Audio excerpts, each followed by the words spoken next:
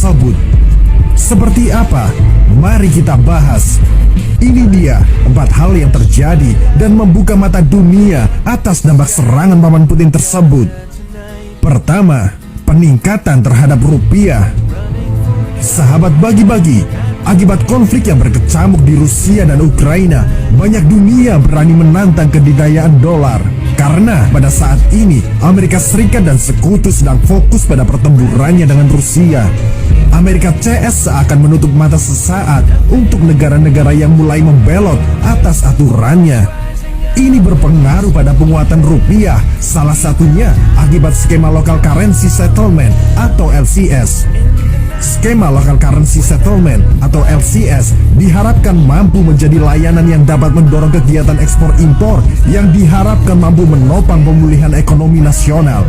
Karena LCS dapat mempermudah transaksi pelaku usaha ekspor impor sekaligus dapat menjaga stabilitas nilai tukar rupiah. Akibatnya, banyak bank dan pengusaha tinggalkan dolar. Karena potongan kompas ini, ekspor impor jadi lebih efisien dan lebih menguntungkan. Sahabat bagi-bagi, seperti yang kita ketahui, pasca konflik ini, beramai-ramai negara yang berseteru menghimpun sebanyak-banyaknya sekutu, baik dalam hubungan kemiliteran hingga hubungan ekonomi, seperti kejadian saling embargo sekutu dan Rusia yang menjadi pisau bermata dua, di mana saling stop keran impor, maka pihak satu kelebihan dan yang lainnya mengalami kekurangan. Pastilah masalah-masalah ini membutuhkan negara lain untuk mengisi kekurangan dan pihak lain untuk membeli demi mengurangi stok yang menumpuk.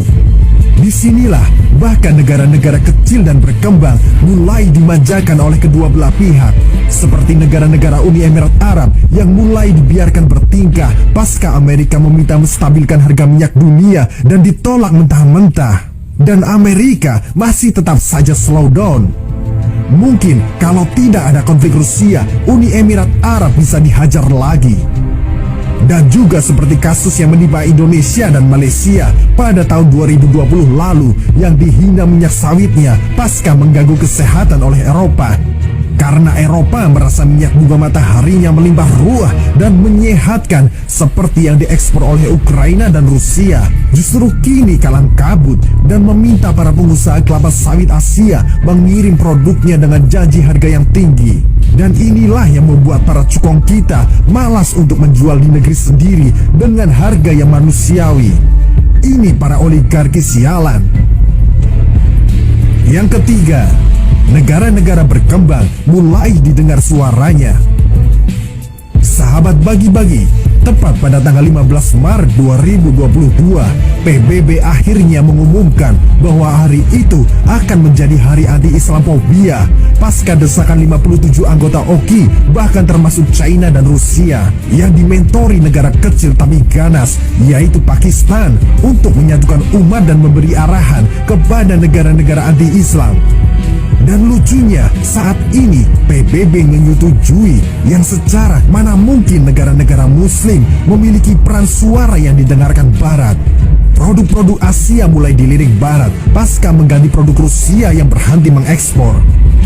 Sahabat bagi-bagi, pasca konflik dengan Rusia, banyak investor mulai lari ke Asia yang mungkin nanti juga akan berlabuh ke Indonesia pasca mereka berhenti menjalankan proyeknya di Ukraina dan Rusia. Indonesia banyak dijadikan tempat ganti para investor untuk menjalankan usahanya seperti pertambangan, pertanian, bahkan produksi. Dan yang terakhir, nomor 4, di mana isu-isu global mulai teralihkan. Sahabat bagi-bagi, sadarkah kalian, berkat pertempuran dua raksasa tersebut, isu pandemi seperti COVID-19 mulai memudar pengaruhnya di media. Media seakan-akan terbelah kekuatannya. Satunya harus mempropagandakan Omikron dan Popcronnya.